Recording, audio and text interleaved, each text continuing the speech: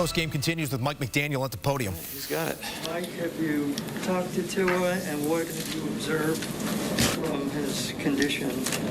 Yeah, I talked to him in the locker room. Obviously, I talked to him on the field, and then talked to him in the locker room before he was headed home.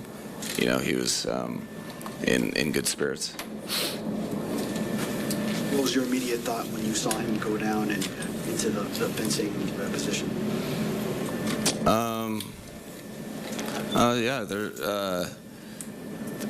My thought was concern, and I was just worried about my guy. So,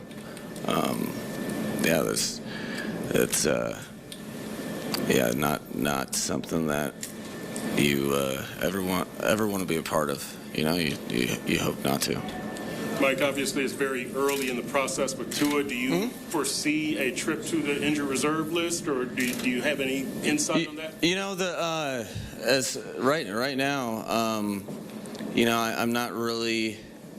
It's more about you know, getting a proper procedural evaluation tomorrow and taking it one day at a time. The furthest thing from my mind is, you know, what is the timeline? You know, I want to know.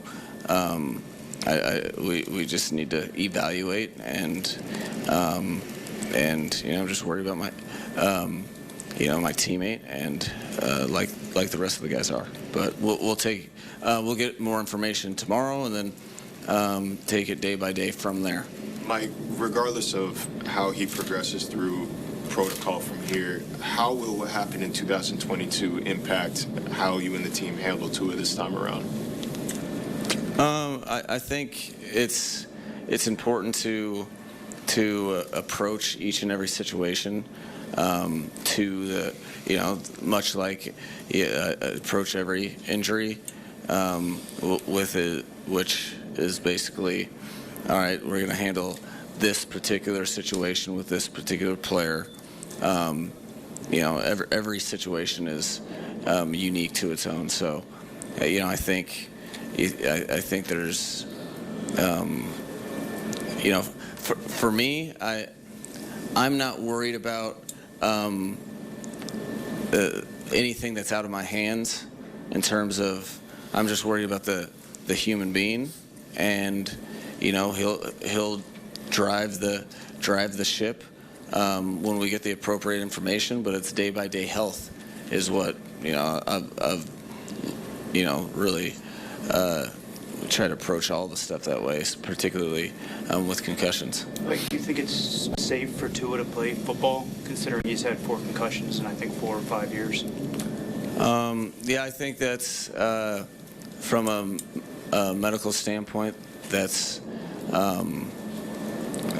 I don't approach things that I'm far inferior of expertise.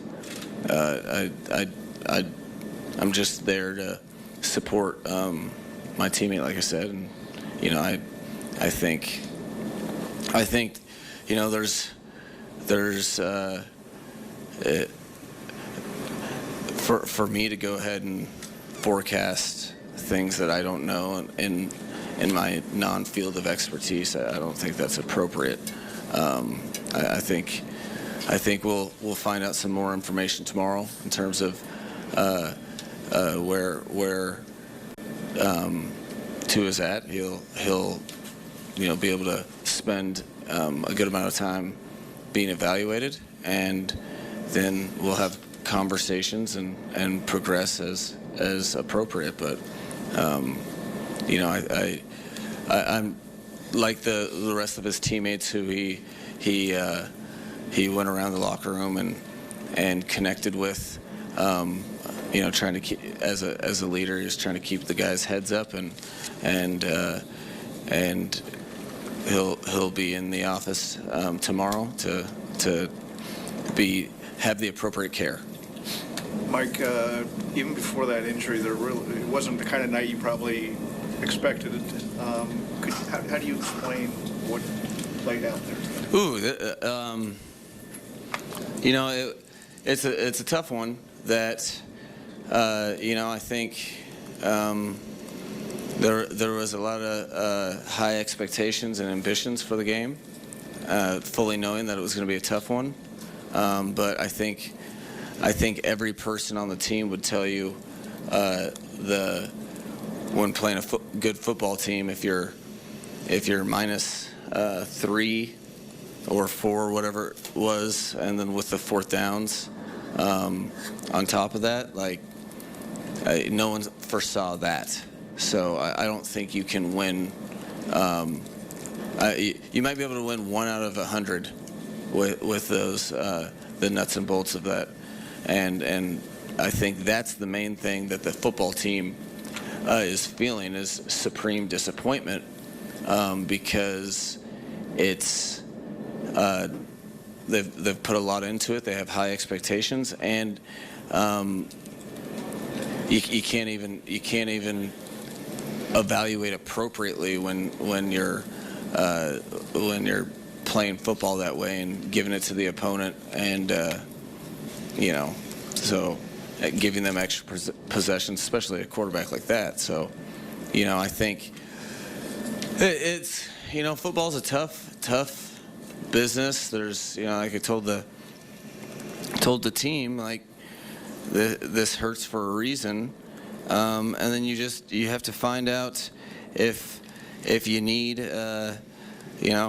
I think we have enough veteran players in that locker room that understand that the belief will come from within, because quite frankly, you can already turn the page, know what's going to be said about us, and that's probably going to last for a while. We'll have plenty of opportunities to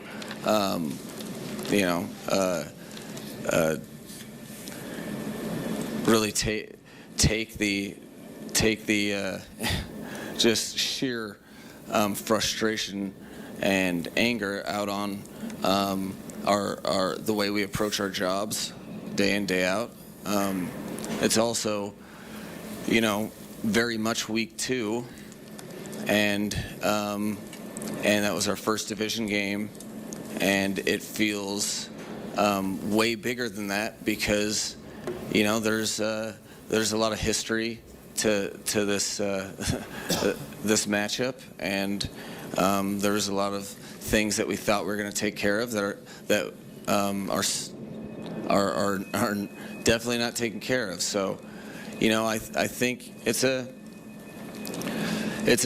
gut check for the team early in the season.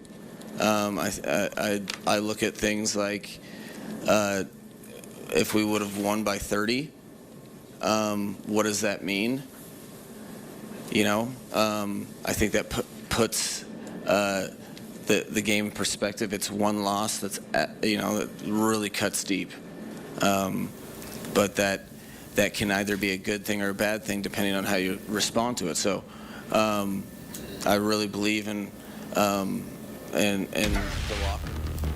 All right, here's a look at that Miami schedule as we try and figure out what the road ahead looks like, both with and without Tua Tagovailoa. Suffered that scary concussion here on Thursday night. It's the Seahawks next. Prime time again against the Titans. Monday Night Football in Week 4. The Pats in Week 5. Some physicality in the weeks to come prior to a bye in Week 6.